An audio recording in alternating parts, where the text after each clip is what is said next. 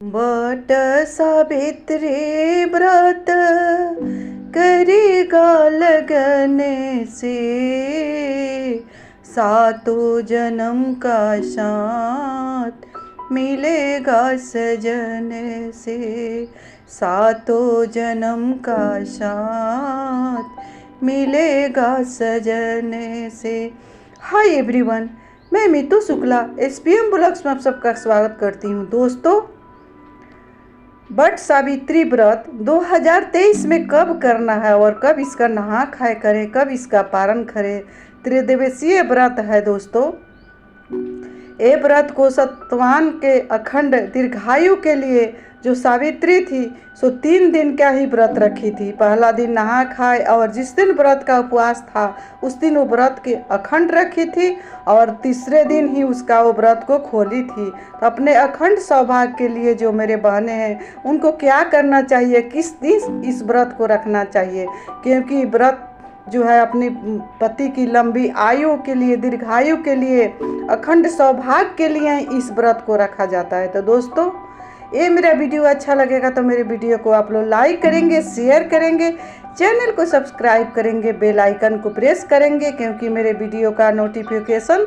सबसे पहले आप लोग के पास पहुँचे। तो ज़्यादा ना देर करते हुए आइए सबसे पहले हम लोग यहाँ पर जानेंगे कि इस व्रत को हम लोग किस दिन उपवास करें और किस दिन नहा खाए करें। तो दोस्तों, 18 तारीख को इसका हम लोग नहा खाए करेंगे, क्योंकि 18 तारीख को रात्रि से यह व्रत प्रारंभ हो जा रही है। क्योंकि उदया तिथि के अनुसार हम लोग इस व्रत को 19 तारीख को रखेंगे। 18 तारीख को रात्रि में 9:42 से इस व्रत को प्रारंभ हो जा रही है, क्योंकि अमावस्या तिथि 19 तारीख को ही मान होगा। क्योंकि जो हिंदू पंचांग के अनुसार हम लोग का जो भी व्रत होता है उसको उदया तिथि में हम लोग करते हैं। तो ये व्रत का जो समापन है सो 9:22 19 तारीख को ही हो जाएगी। इसके अनुसार हम लोग व्रत को रखेंगे। 19 तारीख को ही इस व्रत को रखेंगे। जो मेरी सुहागिन महिलाएं हैं, बहनें हैं, अपने पति की अखंड सौभाग्य के लिए, दीर्घायु के लिए इस व्रत को रखती है। इस व्रत को रखने से कितने आदियाँ व्याधियाँ भी मिट जाती है। तो आइए सबसे पहले जानते हैं कि जो मेरे प्रेग्नेंट बहनें हैं वो व्रत को रख सकती है या नहीं रख सकती है। जो मेरे बहनें पहले बार इस व्रत को उठा रही है उस व्रत को उठाएंगी या नहीं उठाएंगी, क्योंकि मूलमास को लेकर के बहुत सारी दुविधाएं हैं। तो दोस्तों, मूलमास जो लग रहा है सो सावन में लग रहा है। 2 सावन पड़ रही है, उसके पहले हम लोग जो भी व्रत है उसको उठा सकते हैं, व्रत को रख सकते हैं।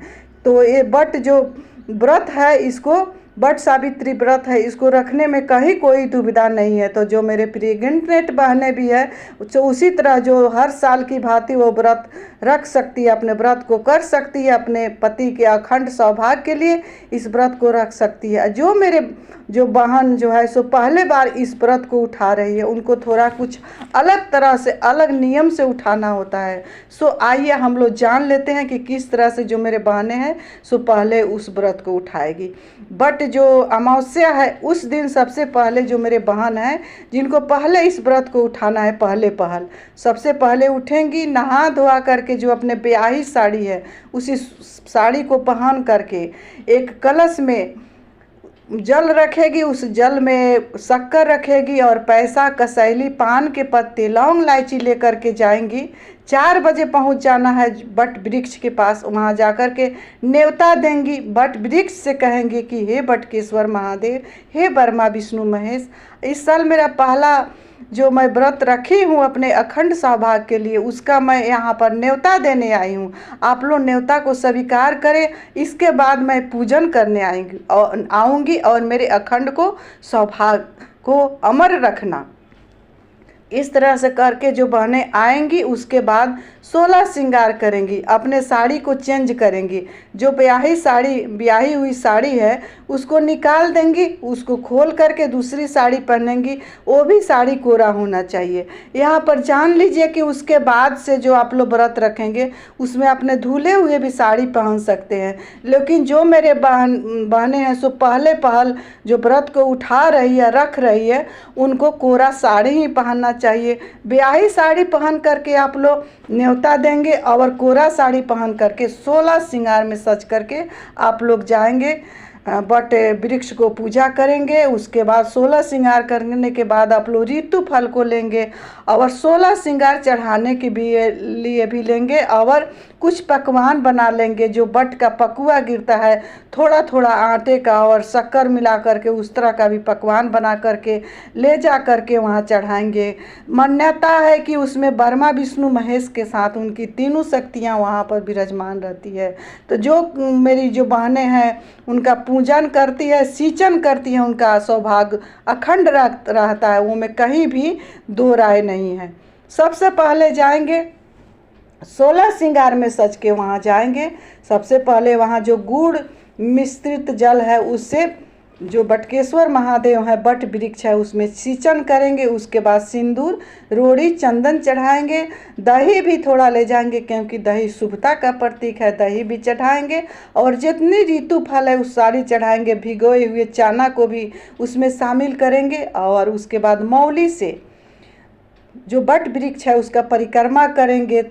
जो बांस का पंखा होता है उससे झलेंगे, बांस का पंखा लेकर के जाएंगे, वहाँ झलेंगे बट वृक्ष को। उसके बाद उसी पानी को और उसी पंखे को लेकर के वापस आएंगे और पति को अपने जल पिलाएंगे। उस जल का जो कलश है उसमें पूरा जल को खाली नहीं करना चाहिए, थोड़ा सा जल वापस लेकर के आएंगे।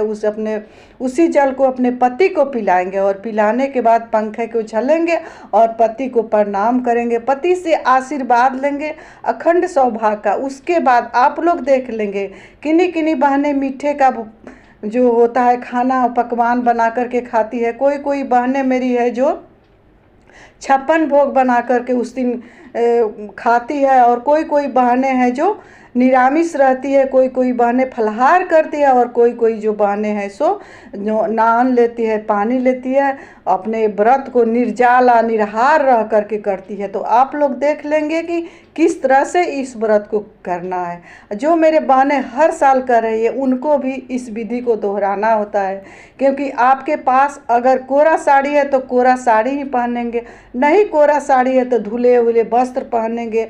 जो सिल्क साड़ी है उसको हम लोग नहीं धो सकते हैं, उसको गंगा जल से शुद्ध करके उस व्रत को पहनेंगे और 16 श्रृंगार करके जाएंगे, क्योंकि उस दिन 16 श्रृंगार का करना सजना बहुत शुभ होता है। हो सके तो आप लोग 16 श्रृंगार आप लोग बट वृक्ष के जड़ में चढ़ाएंगे। 16 श्रृंगार नहीं हो सके तो आप लोग नेल पेंट, सिंदूर, बिंदी, मेहंदी, महावर इतना तो चढ़ा ही सकते हैं, इतना ज़रूर चढ़ाएंगे। ऋतु फल चढ़ाएंगे और पंखा झलेंगे। वहाँ पर बांस का पंखा कोई कोई शहर है वहाँ पर नहीं मिलता है तो आप लोग रेडीमेड पंखा भी ले लेंगे। फाइबर का पंखा या कोई भी रेडीमेड पंखा है उसको आप लोग ले लेंगे और बट के वृक्ष के जड़ में झलेंगे उस पंखे को। और जल को जो ले जाते हैं अपने घर से जल कलश भर करके, उस जल को वहाँ गुड़ मिश्रित रहता है उसमें सिंचन करें।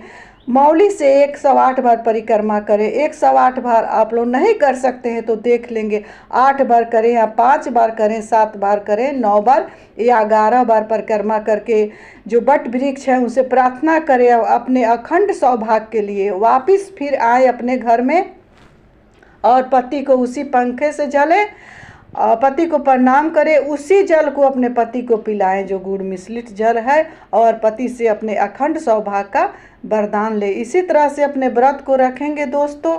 और कहीं कहीं जगह पर जो है इस व्रत को 2 दिन मनाया जाता है, कहीं कहीं ज्येष्ठ अमावस्या के दिन और कहीं कहीं ज्येष्ठ पूर्णिमा के दिन इस व्रत को मनाया जाता है। महाराष्ट्र और गुजरात में इसको पूर्णिमा को मनाया जाता है।